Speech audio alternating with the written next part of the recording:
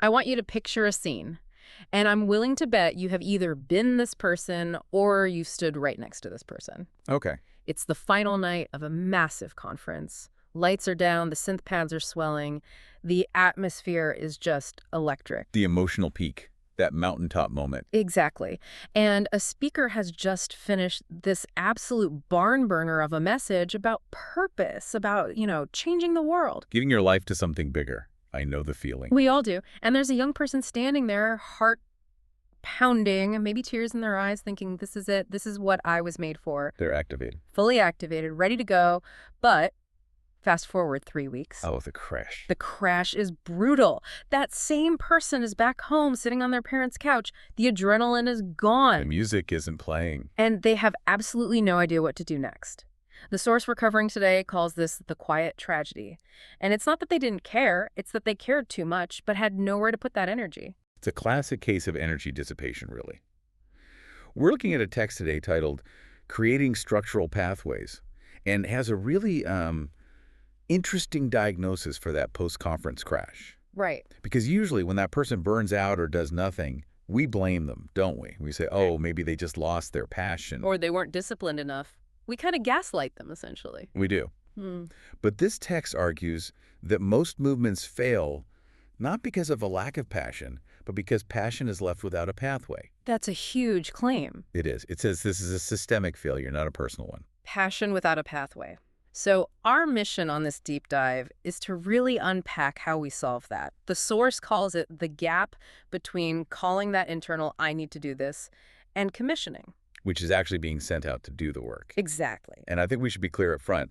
While this source is written for, churches and mission organizations, these principles, mentorship, structure, funding, they apply to anyone. Oh, absolutely. If you're trying to bridge that gap between a great idea and actually doing it, this is for you. For sure.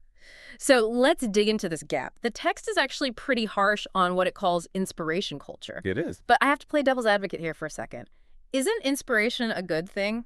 I mean, you need that spark to get started, right? You do, and the text acknowledges that. The critique isn't that inspiration is bad, it's that it's insufficient. Okay. The argument is that we've become experts at sparking vision. We have the production value, the rhetoric, but we are, frankly, terrible at building the infrastructure to sustain it. Right. The text uses this brilliant analogy. It says, inspiration without structure is like a river without banks. Okay, I want to linger on that image. A river without banks. Because intuitively, no banks sounds like freedom, right? The water can go wherever it wants. Isn't that what we want? Unrestricted flow. You would think so. But, just think about the physics of a river.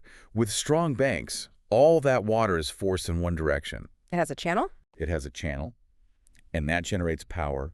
It can cut through rock. It actually reaches a destination. Yeah. But if you take away the banks, the water doesn't just go everywhere in a good way. It disperses. It creates a swamp. It floods everything, causes damage, and because it's spread so thin, it eventually just evaporates. So the energy is lost. Completely lost. There was nothing to contain and direct it. That makes a ton of sense. So we have all this emotional energy being poured into people, but with no banks, no systems, no onboarding, no clear next steps. It just turns into a swamp of confusion. Precisely. And the text makes a very important distinction here. It says this is not a spiritual failure. Not apathy. No. It's a structural failure. The corridor is missing. And there's an equity issue here, too, which I found fascinating. The source points out that when these pathways don't exist, only a very specific type of person actually makes it through. Right. If the road isn't paved, who gets to travel? Only the people with the best off-road vehicles. Ah, right. The text calls them the unusually brave, the financially secure, or the spiritually elite. So if I'm rich enough to self-fund, or maybe just loud enough to kick down doors, I make it. But everyone else who might be just as talented, but less resourced, they get left behind. They default to safety. They default to safety. Not because they lack courage, but because the cost of uncertainty is just too high. So if we don't build these roads, we're basically just filtering for privilege. That is a huge conviction. Okay, so we need structure, but here's the tension, and I feel this. In creative circles, spiritual circles, structure is almost a dirty word. Oh, totally. It feels bureaucratic, like the man coming to crush the vibe. Exactly. How does the source handle that fear? It addresses it head on, this whole institutional versus organic debate The source basically says that's a false dichotomy. How so? It posits that structure doesn't kill the spirit. Structure hosts the spirit. Structure hosts the spirit. That sounds nice, but do they back it up? They do. They look at ancient patterns. The creation story, for instance, isn't just stuff appearing out of nowhere. It's about bringing order to chaos. Separating day and night, setting boundaries. Boundaries so that life can flourish. So structure is actually a prerequisite for life. I see that. Then they look at Jesus. He didn't just find 12 guys, high-five them, and say, okay, go change the world, see you later. Right. He invested 3 years in formation. There was a process. There was a curriculum of sorts. And then you've got Paul and Timothy, which is basically a case study in structured mentorship. Exactly. So the big takeaway is that structure doesn't replace faith. It disciplines it. I actually highlighted this phrase from the text. Calling without corridor is fragile. Calling without corridor is fragile. I like that. Okay, so we've established the problem. The river needs banks. Now, the text lays out 4 specific pillars for what a structural pathway actually looks like. So let's build this thing. Pillar number 1 is apprenticeship and mentorship. And we need to be careful here because mentorship has become such a buzzword. Right, means I buy you coffee once a month and give you some advice. The sage on the stage model. The text just rejects that completely. It calls for a shift from transactional instruction to life-on-life proximity. So proximity is the key. It is. You can't mentor from a distance. The source uses a 3-stage model for this. First, proximity. Just walking together, running errands, seeing how your mentor handles stress. The small stuff. The small stuff. Then, progressive responsibility. Which means you don't just dump the whole job on them day one. And not at all. You ramp it up. Mm. Jesus didn't start by sending the disciples to the nations. First, he had them help hand out bread to 5,000 people. Low stakes. Very low stakes. Then he sent the 72 out locally. Then, eventually, the Great Commission. It was stepped. Okay, and the third stage was correction and restoration. This is the one that sounds the toughest to do well. It is, but it's essential. The text introduces this idea of the mentor as gatekeeper. See, gatekeeper sounds negative to me. Is someone keeping people out? And that's usually how we see it. But in this context, it's a protective gate. Mentors gatekeep safety. Safety from what? They protect enthusiastic young people from 3 specific things: spiritual pride, emotional isolation, and moral collapse. So it's less about you can't come in and more about I won't let you go out there until you're ready to survive what's coming. Precisely. There's a story in the text, 2 hypothetical paths. One person is just thrown off a cliff into their mission, totally unprepared, no support, and she burns out in 2 years. And the other? The other walks a corridor of apprenticeship. She's tested, corrected, trained before she carries the full weight. We want to build corridors, not cliffs. That's a powerful distinction. Okay, let's move to pillar number 2. This is the one that makes people squirm. Funding. Ah, yes. The barrier that stops so many callings before they even start. The text has a really interesting spin on this. It says basically, stop looking at funding as charity, which is hard because asking for money feels like begging. It really does. Yeah. But the text reframes it from charity to co-investment. Co-investment. If we believe this person is doing important work that matters to the whole community, then giving them money isn't a handout. It's an investment in the outcome we all want. But they suggest specific ways to do that, right? It's not just writing a blank check. Correct. They talk about things like scholarships for specific training. Or, and I love this, sponsorship teams. Small groups of people who pair with someone. I liked that idea because it solves the isolation problem too. It does. If I'm sending you money, I'm probably also going to answer your call when you're having a crisis. For sure. But there's a huge caveat here about ownership.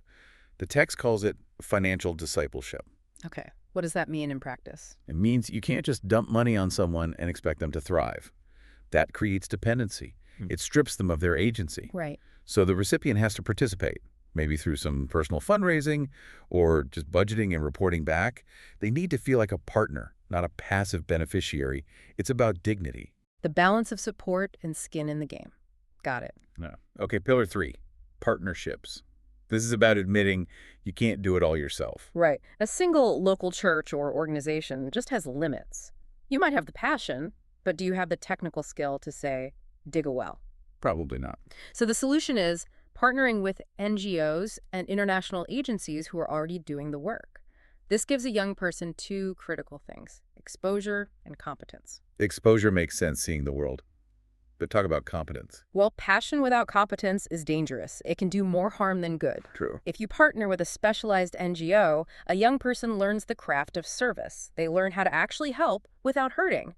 But, and this is a big but in the text, there's a serious ethical warning here. Yeah, the warning against colonial assumptions. This is critical. When we send young people out, especially cross-culturally, we have to be terrified of the savior complex. The idea that I am the rich, educated Westerner coming to save you? A story we have seen play out terribly for centuries. Partnerships help break that because you're entering someone else's house. You aren't the boss. The local NGO is the boss. Exactly. You have to learn mutuality, serving with, not just for. It teaches humble listening. It shifts your posture from I'm the hero to I'm a guest and a learner. That's a vital distinction. Okay, pillar 4. This one really resonated with me. Storytelling. Yes. Normalizing faithful risk. We are so used to the highlight reel, the big numbers, the we built 50 houses in a week stories. And those stories are fine, but they distort reality. The source argues that if we only tell stories of massive success, what happens when a young person hits a wall? They think they've failed. They think, maybe I'm not called because I'm not winning. So we need to change the playlist. We need to tell stories of obedience, stories where the outcome was unseen, stories where it looked like a failure from the outside, but the risk was faithful. The text says we need to normalize sacrifice. Normalize sacrifice. Wow. Young people need to know that struggle isn't a sign that things are going wrong. It's part of the job description. If they know that going in, they don't quit when it gets hard. That is so powerful. It's managing expectations through narrative. Stories shape our imagination. If we change the stories, we change what people think is possible. So those are the 4 pillars: apprenticeship, funding, partnerships, and storytelling. That's the big picture. But I want to pivot now to you, the listener, because all this theory is great, but if you're feeling that gap, you have the calling but no corridor, what do you actually do? Right, you can't just wait for an organization to build it for you. No. So the text actually gives a personal mission pathway plan. It's 3 specific exercises. Let's run through them. Step 1 is a skills audit. Which sounds like a tax thing, but it's really a spiritual inventory.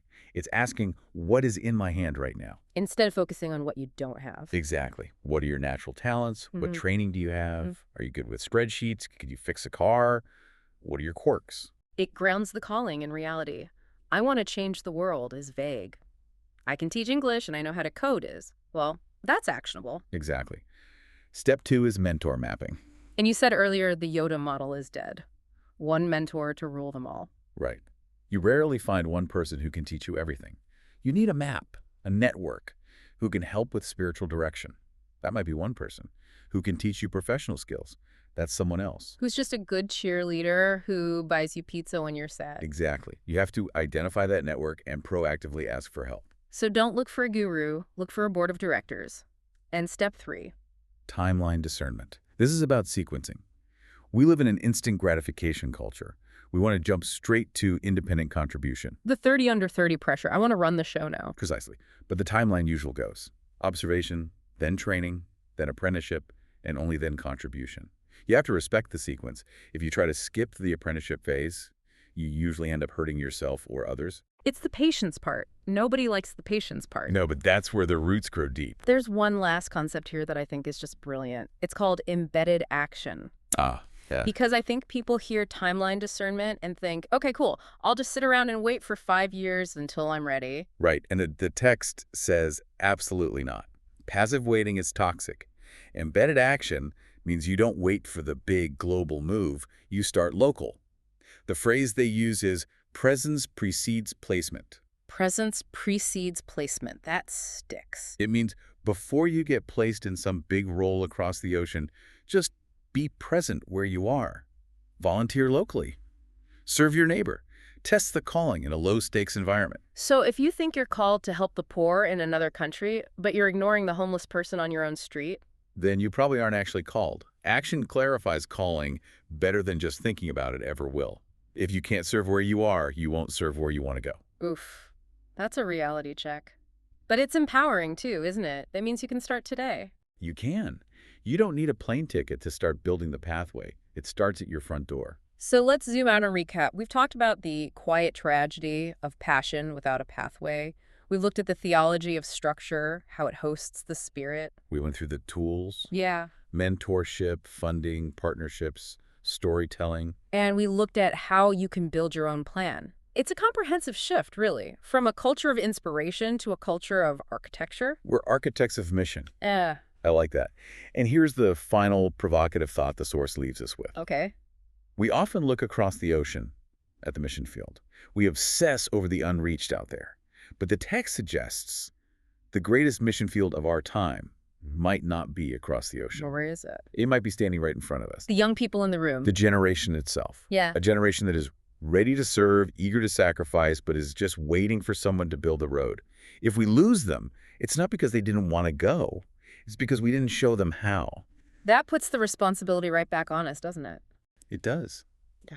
We have to stop just lighting fires and start building fireplaces. So here's the challenge for you listening. If you are the learner, what's your first actionable step? Not the massive leap, but the embedded action you can take this week. And if you're a leader, look at your organization. Are you building walls that keep people out? Or are you building bridges that help them cross? Are you digging a swamp or building banks for the river? Structure isn't the enemy, it's the vessel. Thanks for taking the deep dive with us today. See you next time.